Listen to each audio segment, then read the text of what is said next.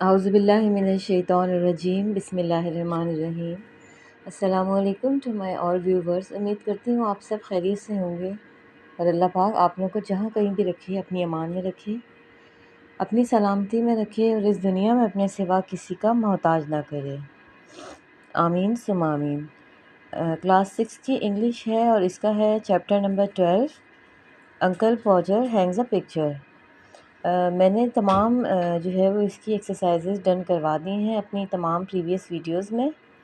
Comprehension भी हमने किए हैं, हमने जो है वर्किंग विद वर्ड्स भी किए हैं, कॉम्पोजिशंस भी इसकी कर दी है।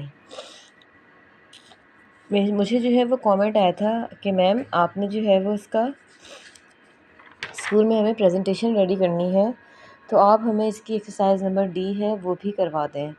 तो मैंने सोचा क्यों ना आज की वीडियो में आप लोगों को इसकी एक्सरसाइज नंबर डी मैं करवा दूँ, ताकि जो है वो मैं पूरी कोशिश करती हूँ अपने व्यूवर्स के लिए कि मैं उनके लिए अच्छी वीडियोस बना सकूँ और उनके लिए आसानियाँ पैदा हो सकें। अच्छा, अब वैसे जो है वो हमने इसकी एक्सरसाइज ई कर दी है कॉम्पोजिशन। ये है एक्सरसाइज नंबर डी इसकी, लिसनिंग एंड स्पीकिंग। इसमें क्या करना है, हमें इसमें जो है वो प्रेजेंटेशन रेडी करनी है और जो है वो प्रेजेंटेशन रेडी करने के लिए जो है वो इन्होंने कहा है to make a good presentation on any subject you should be confident, be clear about what you want to say and what you are making the presentation for.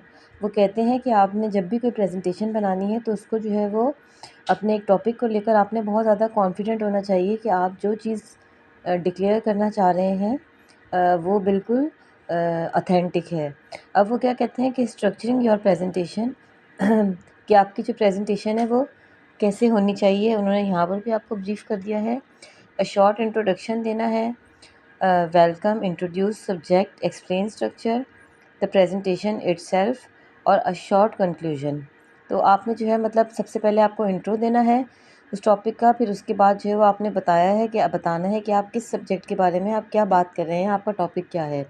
In the last आपको जो है वो conclude करना है, mean summarise करना है उस पूरे टॉपिक को, whatever you want to से।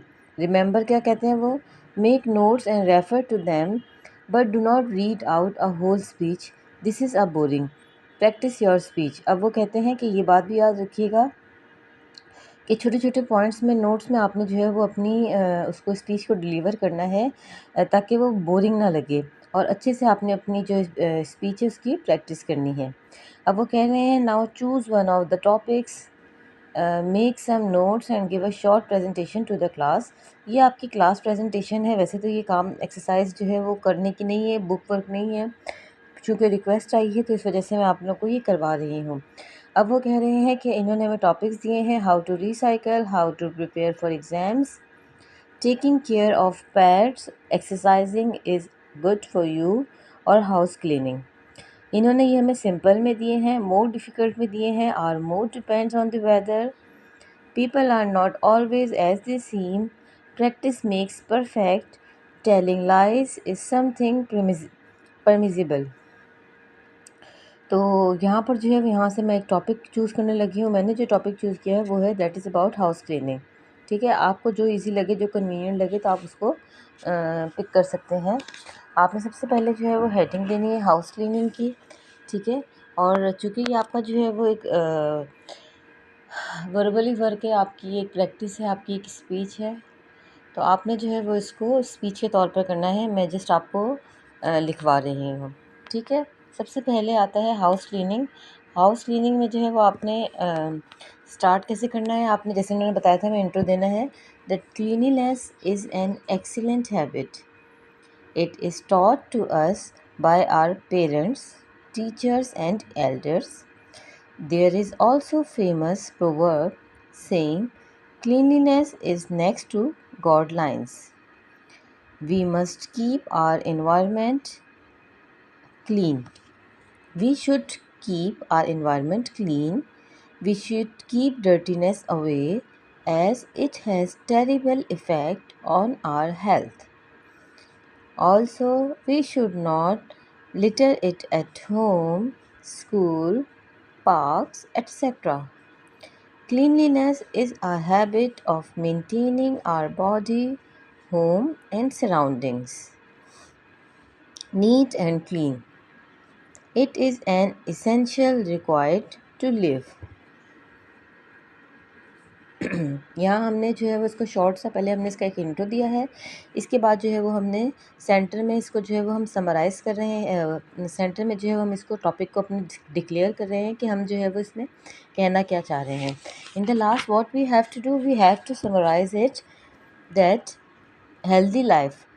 There is a famous proverb which says cleanliness is health. Now, cleanliness is a habit and also a social responsibility.